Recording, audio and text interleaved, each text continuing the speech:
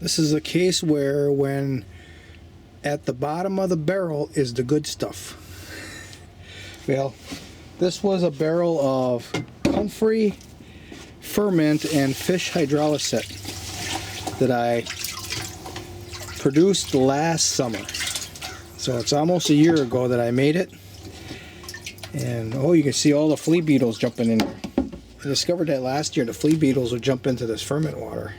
See all the little black specks? Reducing the load. But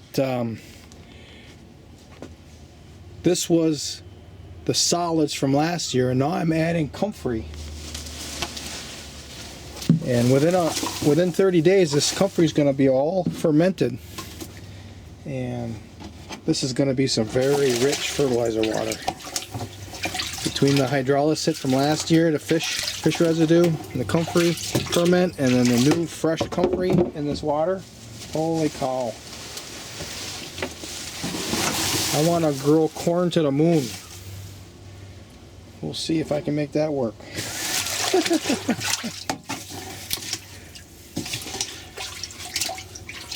So I got this batch of comfrey, and I got some more. I'm going to let it grow for a couple more days, and then I'll add that to the barrel as well. And I'll make sure there's water over the top of everything. Get her fermented.